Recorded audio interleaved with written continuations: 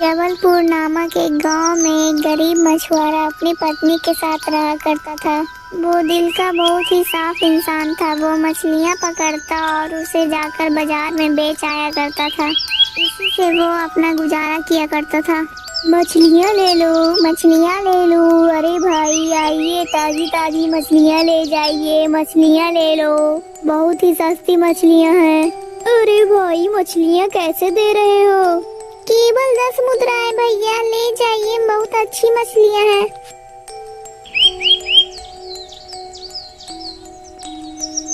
अरे भगवान, तुम कहाँ हो? देखो देखो, आज मैं क्या लेकर आया हूँ। अरे अरे, आप इतना शोर क्यों मचा रहे हो? आप ऐसा क्या लेकर आए हैं? अरे भगवान, ये कुछ सब्जियां मैं बाजार से लेकर आया हूँ। अरे इतनी सारी सब्जियां, अच्छा अच्छा, आप जब तक मुंह हाथ धो लीजिए, मैं तब तक सब्जियां बना लेती हूँ। अरे भगवान, खाना बन गया? हाँ जी, बस अभी लेकर आती हूँ। अरे अरे, मैं तो पानी लाना ही भूल गई। अच्छा रुको रुको, मैं पानी लेकर आती हूँ। अरे पानी तो है ही नहीं, घड़ा तो पूरा खाली है। जी पानी तो पूरा खत्म हो गया है। जब तक आप खाना खाओ तब तक मैं पानी लेकर आती हूँ। अरे बहन, वो देखो, मछुआरे की बीबी आ रही है। हमारे द्वारा रोज ताने मारने के बावजूद भी वो रोज यही पानी भरने आ जाती है।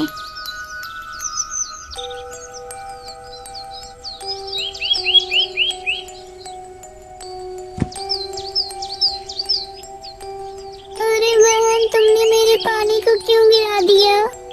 अरे सुन, तू रोज रोज यहाँ से पानी नहीं ले जा सकती, क्योंकि ये मेरा कुआं है। चल भाग यहाँ से। और फिर वो नदी के किनारे चली जाती है।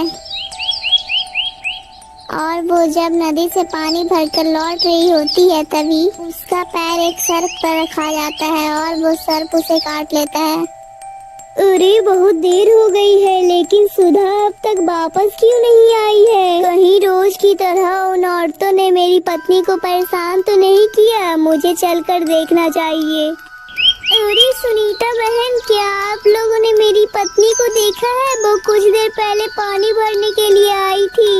अरे मुझे क्या पता तेरी पत्नी के बारे में, तू खुद ढूंढ ले जाके। अरे बेटा, मैंने तेरी पत्नी को नदी किनारे जाते देखा था।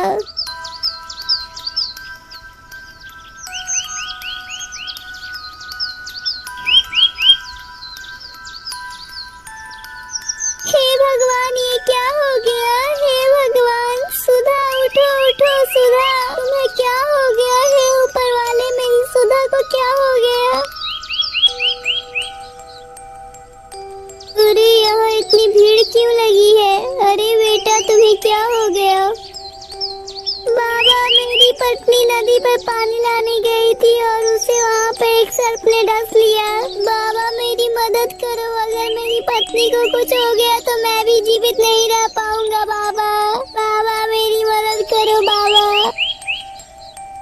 अरे बेटा, तुम शांत हो जाओ बेटा, मैं तुम्हारी मदद कर सकता हूँ। अरे बाबा, आप मेरी पत्नी को ठीक कर सकते हो बाबा, तो जल्दी से मेरी पत्नी को ठीक कर दीजिए ना बाबा। बेटा, इसकी दवाई मेरे पास नहीं है, इसकी दवाई तुम्हें खुद लानी होगी। बाबा मुझे जल्दी से बताइए, ये दवाई कहाँ मिलेगी? बेटा ध्यान से सुनो, यहाँ से कुछ दूर बाद एक तिनस्मी नाम का जंगल है। उस जंगल में एक जादुई पुष्प जो दिन में सिर्फ एक ही बार खिलता है।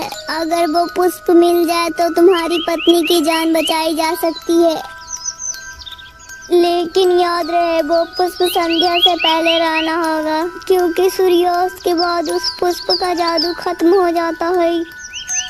जल्दी जाओ बेटा, तुम्हारे पास समय बहुत कम है।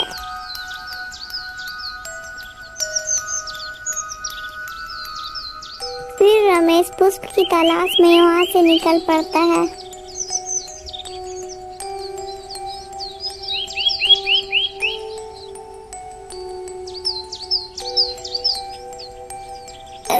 इतना समय हो गया लेकिन मुझे कहीं भी वो पुष्प नजर नहीं आया है और अब सूर्यास्त होने में भी कुछ ही समय बचा है। अब मैं अपनी पत्नी को लगता है नहीं बचा पाऊंगा। हे भगवान मेरी मदद करो, मैंने तुम्हारा क्या बिगाड़ा है भगवान, मेरी मदद करो। रमेश की रोने की आवाजें सुनकर वहाँ पर एक खरगोश उसके पास चला आता है। अरे तुम्हें क्या हुआ और तुम कौन हो और तुम रो क्यों रहे हो? अरे खरगोश दोस्त, मैं एक मछुआरा हूँ और मेरी पत्नी को एक सांप ने काट लिया है। मेरी पत्नी के अलावा मेरा इस दुनिया में कोई नहीं है। अगर मेरी पत्नी को कुछ हो गया तो मैं भी जीवित नहीं रहूंगा और मैं भी अपने प्राण त्याग दूंगा। मैं यहाँ एक जादुई पुष्प के तलाश में आया था। मैं सुबह से ही यहाँ आया हुआ हूँ लेकिन मुझे अभी तक वो पुष्प नहीं मिला है। अब मैं क्या करूँ खरगोश दोस्त, तुम ही बताओ। अच्छा, तुम उस पुष्प के तलाश में आए हो। मैं जानता हूँ कि वो पुष्प कहाँ मिलेगा। चलो मेरे साथ, जल्दी चलो। फिर खरगोश उसे जादुई पुष्प के पास ले जाता है।